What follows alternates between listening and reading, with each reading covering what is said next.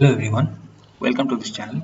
So today we are going to discuss about column bases and its various application and design criteria. So let us get started with it.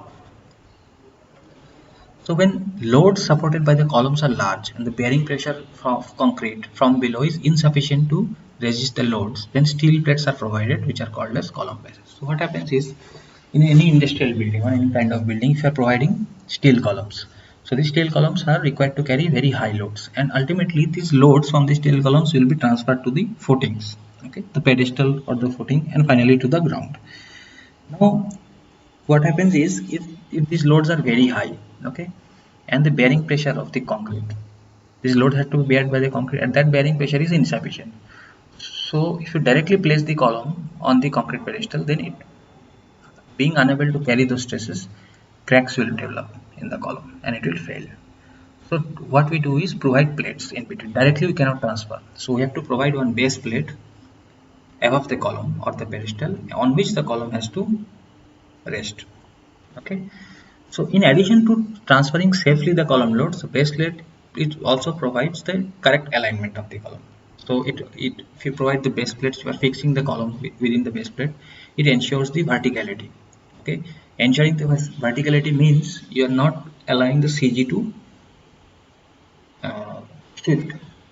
The CG is the CG of all the higher columns in the building shifts, then there is eccentric moments, which is not you know required. It's not desirable. So column bases are primarily subjected to bearing pressure from below and the bending moment and shear force.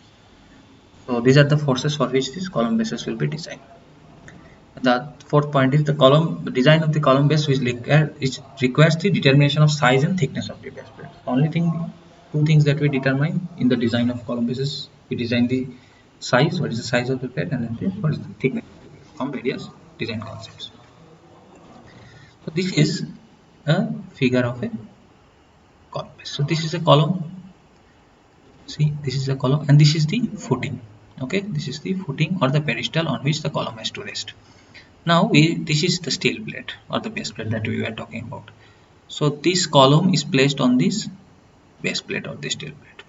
So now this is connected. If it is not welded, here it is welded. If it is not welded, so where we will connect this with a angle, which is called as a cleat angle in both the sides of the column. This will connect with a cleat angle if it is bolted.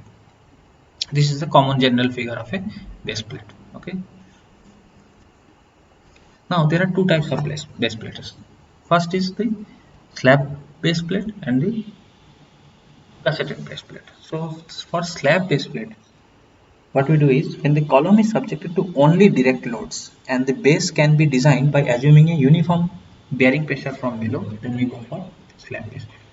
This is the column, okay, and this is the base plate on which the column is resting, and we assume that since loads are loads are low, it's not very high, and direct load, only loads are truly axial, there is no additional load or additional eccentric moments, then what we do is we only provide a slab base which is connected by this cleat angle, and assume that the bearing pressure from below is uniform. So this kind of scenario will yield a slab base plate. The next is the gusseted plate. This happens when the loads are very high, or in addition to the direct loads, we have eccentric moments. Okay, eccentric moments or shear sometimes also. So in order to counter this, what we do is,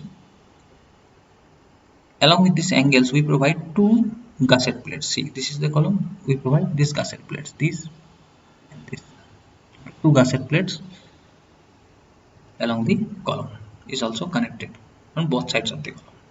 So this gusset plate will ensure that it will encounter all the additional shear or moment that is being established here in this diagram.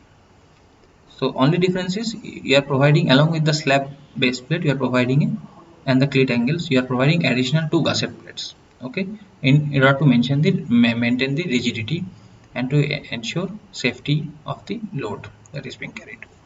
This is the only difference between these two types of base plates. Now we will go to the design criteria of a column base. So the first case is the slab base.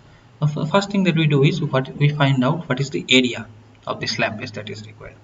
This is found out by the factored load on the column that we know that we will be given in the question by the design bearing strength of concrete. The design bearing strength of concrete is given by 0.45 FCK, where FCK is your characteristic strength of concrete. Like for M20 grade of concrete, FCK will be 20. For M30 grade of concrete, it will be 30. 28 days compressive strength is found. So from this we find what is the area. The next step is we find what is the dimension. If we are assuming it's a square base plate, then L length and breadth will be same. It will be square root of A. For a rectangular base plate, which is the most common case, we assume one of the dimensions, and other dimension we can find by area by L. Thus we will find both these dimensions.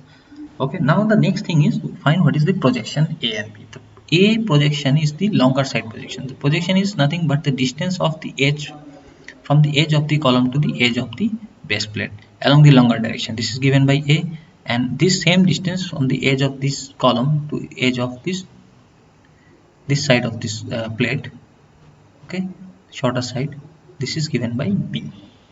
Okay, so the A is given by L minus D by 2, where L is the length of the plate and D is the overall dimension of the rolled steel column. Okay, this depth of the column. Like for ISHB, if you take ISHB 600, so D will be 600. So, and BF is the breadth of the flange of the column. So this is given by small b is given by B minus BF by 2. So here in this case we know every variable, that is L, D, B and BF, then we will be able to find what is A and B, that is the two projections from the column. Next step is we find what is the pressure intensity on the base plate. So this is given by P by LB. So P is nothing but the factored load, and area L into B is the area that you have already found out. So this will give us the what is the pressure intensity on the base plate. Okay, this pressure intensity on the base plate should be more or equal to or less than the bearing stress on the concrete. Okay, bearing strength of the concrete. So now next thing is how to find this thickness of the base plate. So this is given by this formula. TS is square root of 2.5 W small w A square minus 0.3 V square gamma M0 Fy. This is derived from certain assumptions. This derivation is given in detail in the book. And this thickness, where W is the bearing stress of concrete, okay, that found out in the last formula. Gamma M0 is the partial safety factor for the material. Fy is the yield stress. A and B are the smaller length and larger length and smaller length projections. Now this thickness of this plate, this whatever we found out, this should be greater than the flange thickness. The next step is we provide two holding down bolts. Now what happens is there is an uplift pressure. In some cases when the stresses are very high, bearing pressure is very high.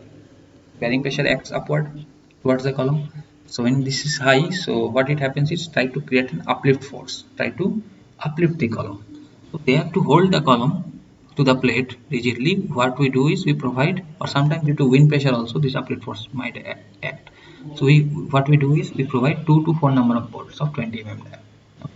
And the next thing we do is we find what is the size of the weld. If we are not going for bolting, then we are not connecting the angles with the steel plate with the column by plate angles, then what we do is we connect with welding. How do we do? We assume the size of the weld and we find what is the effective size length of the weld, that is given by total length minus n return. Okay, n return is twice s, so L minus twice s will be the effective length. First thing we do is we find what is the effective length. Once we know the effective length, we can find, and the size of the weld, we can find what is the strength of the weld. If you know the strength of the weld, then you can design all the weld parameters. Okay, so this is how the slab base is designed. Now for the gusseted plate, in the same manner, we find what is the area of the slab base required. This is given by the factored load on the column divided by the design bearing strength of the concrete. As done in the earlier case, it is similarly A is found out. Now we assume what is the thickness of the gusset plate. Okay, so generally gusset plates used in such cases are more than 12 mm. Okay, we cannot use gusset plate less than 12 mm. So here say they are using 16 mm, and gusset angle also we have to assume any angle. It is having a thickness of 15 mm. Then what is the width of the base plate required? This is given by width of the column plus twice thickness of the gusset plate plus twice thickness of the width angle. Why twice? Because we are providing two gusset plates on both sides of the column, and two angles are connected with those gusset plate and the base plate. So on both sides we are having one plate and one angle. So you have to consider the thickness of both the angles and the plates, gusset plate and the column width. So this will give the entire width of the base plate. Once you have found out, you can find what is the length, divide the area by the width, you will get the length. Now find what is the bearing stress. So this is given by same in earlier fashion, column load by actual area of the base plate. Actual area you have found out, so you know what is the bearing stress on it. And see, this is your position of the gusset plate. Okay, so and this is the base plate. So now this portion is the, you can assume that this is a cantilever beam. Okay, this is the cantilever portion. So now we know for a projection of having C, this is a projection having C. Okay, so and the width of this portion is B. So this moment, cantilever moment, is given by WC square by 2. Half WC square or half WL square by 2, cantilever moment we know, maximum moment. This moment that is acting here, this is fixed end and this is free end. So at the fixed end, moment is always WL square by 2 or WC square by 2. This is we know from theory of cantilever beams. So now what we do is find the thickness required for the base plate by equating the moment capacity of the base plate to the cantilever moment. Now we find what is the moment capacity. This is given by, for cantilever beams, steel beams, what we do is 1.2 Fy Ze by gamma mg. This is found from theory of beams. So 1.2 we put all the values.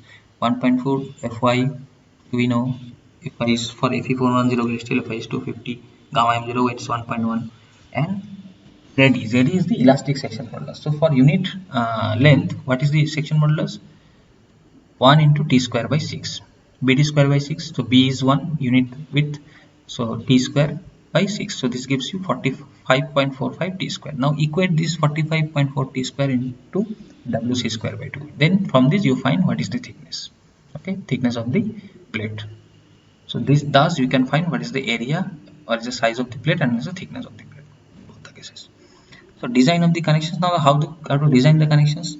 Now see, if you are connecting columns with gusset plate and angles, you know that 50% is done by bearing and 50% will be done by other means. So that is why 50% of the load, design column load, is taken. The load per unit gusset plate is half of P by 2. So this is P by 4. So where P is the factored load on the column. Okay.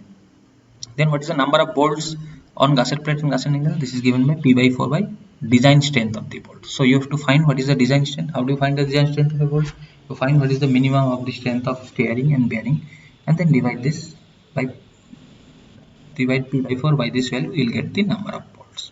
So this is how it looks. So this is the base plate. This is your angle. Okay, and this is the gusset plate. So you have two gusset plates connected on both sides of the column. This completes your design procedure of a gusseted base plate. Thank you.